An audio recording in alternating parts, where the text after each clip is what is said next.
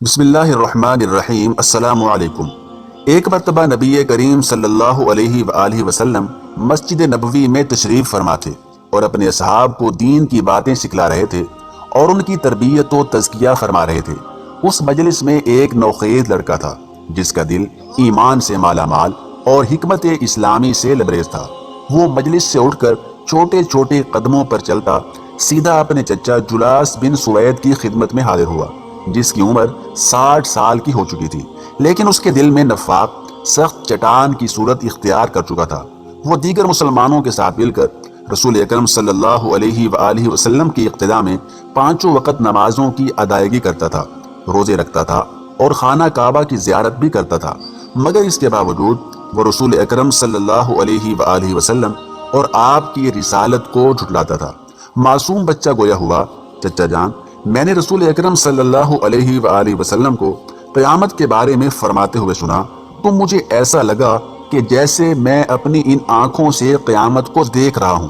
چچا جلاس بن سوید اپنے نوخیز بھتیجے سے یوں مخاطب ہوا، او بچے، قسم ہے اللہ کی، اگر محمد صلی اللہ علیہ وسلم سچا ہے تو ہم لوگ گدھوں سے گئے گزرے ہیں۔ یہ سننا تھا کہ بچے کے چہرے کا رنگ بدل گیا اور اس کا جسم تھرا سا اٹھا، ایسا لگا جیسے کسی نے اس کے ضمیر کو جھنجھوڑ دیا ہو۔ چنانچہ وہ طیش میں آ کر بولا، چچا جان، اللہ کی قسم، آپ لوگوں میں سب سے زیادہ مجھے محبوب تھے، لیکن اب میری نگاہ میں آپ سے زیادہ مبغوض کوئی نہیں ہے۔ چچا جان، اب میں 2 میں سے صرف ایک ہو سکتا ہوں، یا تو میں آپ کی لب کشائی کے متعلق رسول اکرم صلی اللہ علیہ وآلہ وسلم کو اطلاع نہ دے کر اللہ اور اس کے رسول کے معاملے میں خیانت کا مرتکب ہو جاؤں، یا آپ کے گستاخانہ کلمات سے رسول اکرم صلی اللہ علیہ وآلہ وسلم کو آگاہ کر دوں۔ اور پھر جو ہو سو ہو۔ جلاس بن سوید بولا،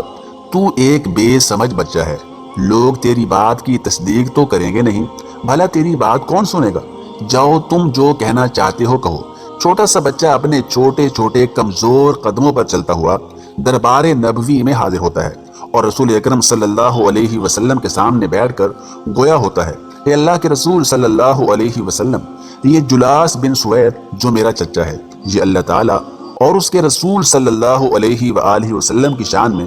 گستاخی کر کے خیانت کا مرتکب ہوا ہے۔ میں پہلے اللہ کی بارگاہ میں اور پھر آپ کے سامنے اس سے بیزاری کا اعلان کرتا ہوں۔ رسول اکرم صلی اللہ علیہ وآلہ وسلم نے دریافت فرمایا، آخر اس نے کیا کہا ہے؟ بچے نے بتایا کہ میرے چچا نے یہ گستاخ آمیز جملہ کہا ہے کہ اللہ کی قسم، اگر محمد سچا ہے تو بلا شبہ ہم گدھوں سے بھی زیادہ برے اور گئے گزرے ہیں۔ چنانچہ رسول اکرم صلی اللہ علیہ وآلہ وسلم نے صحابہ کرام رضوان اللہ تعالی علیہم اجمعین کو اکٹھا کیا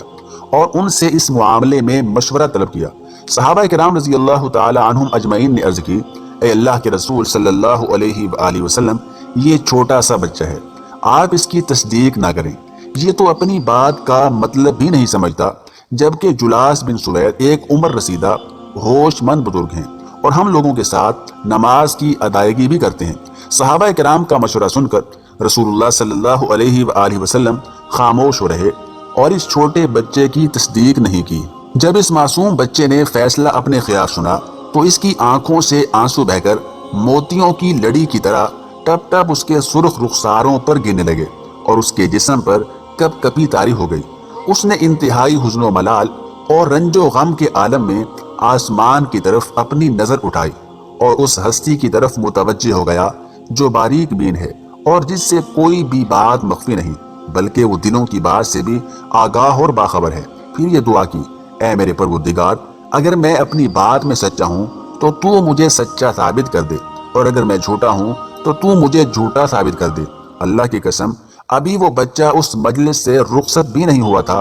اور مسجد کے اندر ہی بیٹھا تھا کہ حضرت جبرائیل علیہ السلام 7ویں آسمان کے اوپر سے اس کی تصدیق کا پروانہ لے کر رسول اکرم صلی اللہ علیہ وآلہ وسلم کی خدمت میں حاضر ہو گئے۔ یہ اللہ کی قسمیں کھا کر کہتے ہیں کہ انہوں نے نہیں کہا، حالانکہ یقیناً کفر کا کلمہ ان کی زبان سے نکل چکا ہے اور یہ اپنے اسلام کے بعد کافر ہو گئے ہیں۔ پھر رسول اکرم صلی اللہ علیہ وآلہ وسلم نے جلاس بن سوید کو بلا کر پوچھا تو وہ اپنی بات سے مکر گیا اور قسم کھا کر کہنے لگا کہ اس نے نبی کریم صلی اللہ علیہ وآلہ وسلم کے خلاف کچھ بھی زبان درازی نہیں کی ہے۔ رسول اکرم صلی اللہ علیہ وآلہ وسلم نے اس سے فرمایا، اللہ تعالیٰ فرماتا ہے یہ اللہ کی قسمیں کھا کر کہتے ہیں کہ انہوں نے نہیں کہا، حالانکہ یقیناً کفر کا کلمہ ان کی زبان سے نکل چکا ہے